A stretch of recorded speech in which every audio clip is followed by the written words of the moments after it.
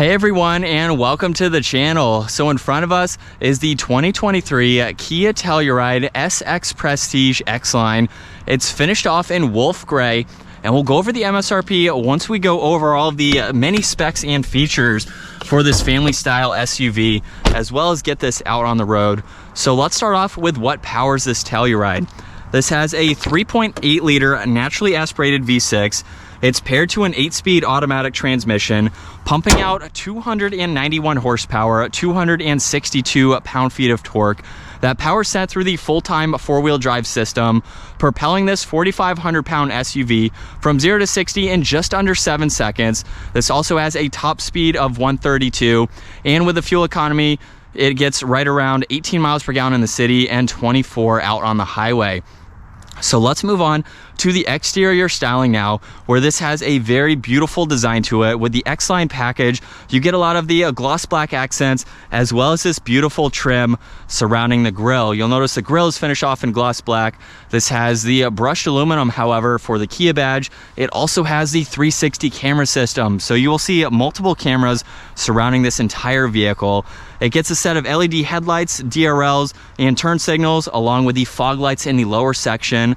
I like the vertical design too for the headlight housings. They match nicely compared to being horizontal like a lot of other vehicles. There's also plenty of cutouts located throughout the front end, even in the sides there, where you can see more of that brush trim. It's surrounding the entire lower section. And this has some pretty cool lines running down both sides. I know the wolf gray is a pretty sought after color because of how unique it is, and it definitely gives this a nice look. Now, like I mentioned earlier, gloss black accents, you get those on the 20-inch wheels with that 5 split spoke design to them. There is some plastic trim running down the side. It starts in the lower section of the bumper, works its way around those fender flares, and then in the lower side skirt. However, there is some of that brush trim mixed into that plastic just to break it up a little bit. Now, this has the two-tone design for the power folding side mirrors with a turn signal, another camera, full panoramic roof, gloss black for the roof racks, as well as the window trim there. And really nothing crazy going down the side. There's some subtle lines going from the headlight housing all the way to the taillights. Aside from that, not all that aggressive or crisp, just has a nice flowing design all the way to the back. So this does have a body colored spoiler, integrated third brake light, another camera that is for the rear view mirror. We have the traditional camera underneath with all the parking sensors. This has LED taillights, of course, and this can surprisingly tow up to 5,500 pounds. This is the X-Line. The X Pro can go to 55. The X-Line is right around 5,000 pounds. And so with that out of the way, let's move on to the cargo space. You can also remote start this using the key fob, which, by the way, pretty sweet. Finished off in matte black with all of the gray accents on it. So I can use the button on the key fob or the button up underneath, of course. And by holding on this, we can open up that power lift gate, where the Telluride is a 3-row SUV. From the outside, it doesn't look like it would be a 3-row vehicle, just it doesn't have that massive footprint. But in the back, you can see, you can actually recline these seats too to get a little bit more comfy.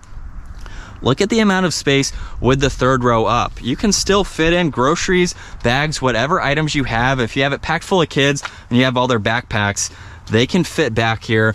What I love about these seats too is that they are not automatic. They are manual seats.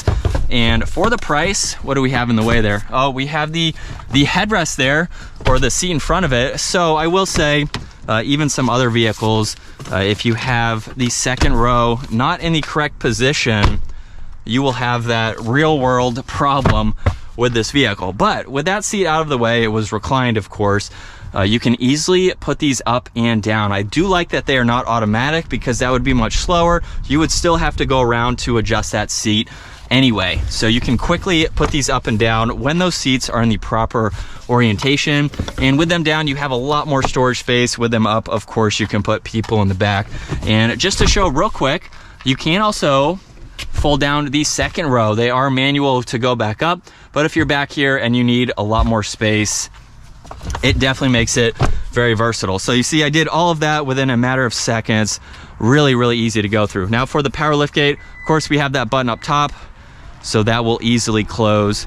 And we can work our way back to these seats.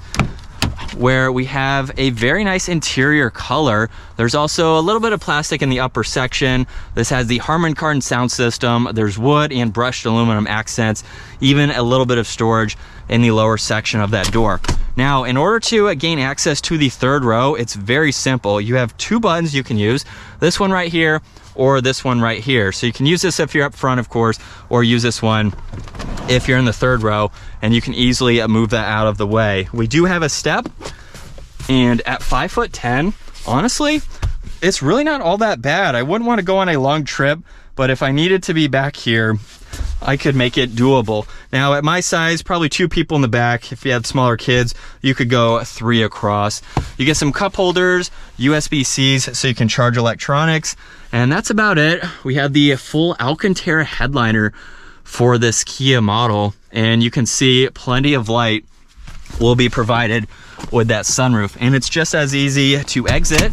And from there, I can slide that seat all the way back, so you have that adjustability if you need a little bit more legroom for your third row, or you need a little bit more for your second row.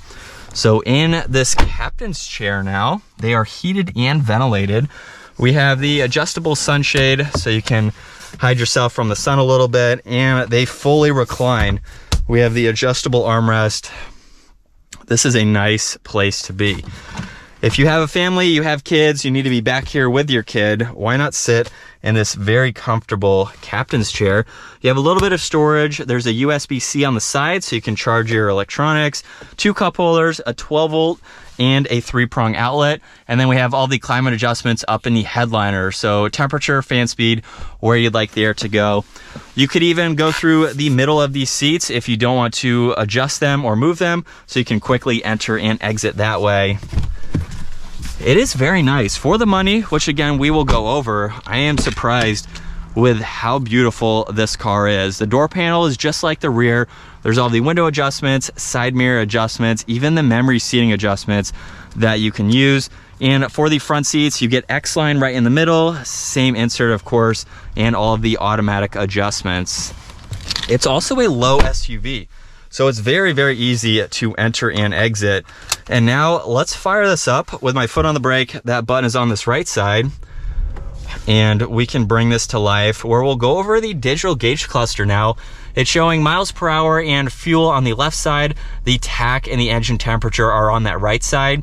And right in the middle, you can go through a lot more info using the buttons on this right side of the steering wheel. So there's a pages button along with this scrolling dial, and then we have all the cruise and adaptive cruise control settings, even the steering assist. So currently it's showing miles per hour. You can also look at some trip data and information. There's an auto stop. You have the timer for the vehicle, and then we can scroll over and pull up a compass. You can look at your tire pressure along with where the power is being sent for that all-wheel drive system. And then the last setting here is for the adaptive cruise. So not a whole lot of tech, but it's nice that you can go through all of that. Now the steering wheel is completely covered in solid black leather. There's also volume and tuning over on this left side, along with Bluetooth and voice commands, and there's even a favorites button. So you can push on that, and on the infotainment system, you can further go through how you would like that button to function. So just depending on what you use the most. Now on this left side, you can turn on and off traction control. There's even the power liftgate, which you can open and close. There's a downhill assist along with dimmer switches for the gauges. And then we have a tow mode. Not only will that change the gauge cluster, but of course turning that on or off will toggle a little bit more throttle response. So if you are towing, you can push on that button and tow up to 5,000 pounds. Pretty cool to see that for this. Now there's some wood trim on this left side along with one air vent. This does have the head-up display, so it's showing miles per hour and the speed limit sign. And then right in the middle, we have the infotainment system. There is a calm setting here, or a calm screen, where it minimizes it to the date and the time, along with the audio if you have that running. And then you can see the weather and the time, or the weather and the temperature, and then a small indication of the map. Now there's a lot more icons to go through, like the map, so you can actually pull that up in full screen and go through all of that info. You have your phone. Projection is how you compare your phone to this system. There's also the climates. You have your rear climates, even passenger talk too. So you can talk, your voice will be projected through the speakers, so that way your third row passengers can clearly hear you. You have some other icons that you can go through as well. It's a very quick and easy system to go through. Now underneath that, you will see more wood trim. There's brushed aluminum for all of these shortcuts for that screen, so you can quickly get into your map, your radio, go through another favorites button, so you can have that set up with how you would like this to react. There's power and volume and tuning as well. And then this has dual zone for the climate adjustments up front. This even has a heated steering wheel. You can go into the rear climates too. They will pop up in the upper section there to further go through that. And there's the fan speed, where you like the air to go, and all of that info. Now these are even heated and ventilated seats. And right in the middle, this does have a wireless charging pad. There's even a 12 volt and some auxiliaries, so you can charge even more electronics and hide them out of the way. There's a grab handle on both sides. We have a little bit of storage. You could place your phone or other smaller items in that upper compartment there. And then let's take a look at the 360 camera system. So you'll notice the top-down view on that right side. Left side, we currently have a backup camera, and then you have a few different angles for that, just depending on what you'd like to see. Now for this 360 camera system, it is so easy to quickly maneuver around this entire vehicle, and you have no shortage of visibility for it, which is great. Now if I put this into drive, now all of these functions become the forward-facing camera. So we have almost the same angles as we did for the rear, same 360 system obviously, and it just gives you that much more visibility, which is great to see. Now behind that, there's a few different driving modes for this Telluride. We have Eco, Snow, Smart, Sport, and Comfort. And depending on your driving mode, you will see the gauge cluster change. Nothing too much, mainly just the colors. You'll get a little bit more throttle response in sport mode, which you will see once we get this out on the road. You can even lock the differential there. So if you're towing and you need a little bit more grip, you can easily do that. There's the engine start stop, electronic parking brake with the auto hold, the parking sensors you can turn on and off. There's even a shortcut to the camera system, so you can quickly pull that up. Now there's a little bit of storage in the center armrest along with a 12 volt, and of course you have a lot more storage in the glove box there. And then we have the full Alcantara headliner and a good amount of visibility from the driver's seat. So even though it's fairly long, not as long as a normal 3-row vehicle, I will say, it's definitely easy to see around. You also have the adjustments for that rear sunshade right here. The front one is manual, and then we have the sunroof control.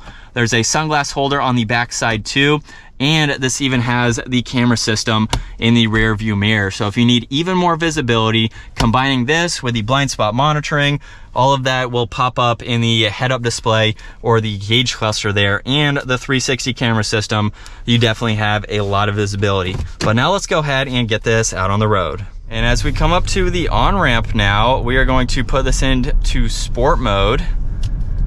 And you'll be surprised with this V6 engine. Let's give it some gas. So that is pedal to the floor.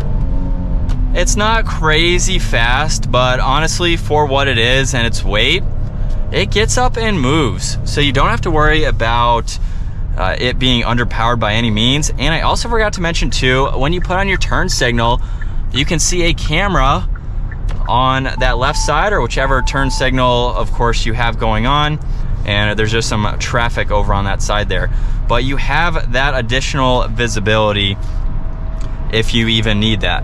So for under $50,000, the X Pro starts right at $51,000. So you can break 50 grand if you go with that next level. Basically just gives you different wheels. You can tow a little bit better because it has a different suspension. For the Telluride in general, sub 50 grand for this SUV. I'm really blown away. Kia and Hyundai have definitely stepped up their game. And real quick, as far as wind noise, road noise goes, while I'm out on the highway, we have a 18-wheeler next to us. You can't really hear it. I mean, it's kind of what you would expect. So this isn't an ultra luxury focused brand, but it still gives you some of those luxury features and the driving feel. Sound as well, you know, not crazy loud. There's no tire noise, anything like that. But it also just gives you a nice, comfortable place to be where you can definitely rack up the miles. So I'm very impressed. Like I said, Hyundai and Kia have really stepped up their game in the last few years. And for anyone who doesn't like Hyundai or Kia, you know, obviously it's a personal preference, but if you don't like them and it's because of where they used to be compared to where they are now, you definitely have to get in one and really see what it's like, because this is a nice vehicle for the money. Again, I really don't have any complaints, anything to pick apart. I'm going to be driving this for the next few days, and honestly, I really like it. I think it's a good vehicle, even at highway speeds. Let's get back up to speed here. And just like that, we'll put it back into eco mode though for the remainder of my cruising drive. Yeah, this is nice for 50 grand. I honestly, this is on my list of vehicles to seriously consider for this style of vehicle. But I think that is going to wrap it up for this 2023 Kia Telluride SX Prestige X-Line. If you enjoyed today's video, give it a huge thumbs up. Consider smashing that subscribe button so you don't miss out on our daily uploads. And I will see you all in the next video.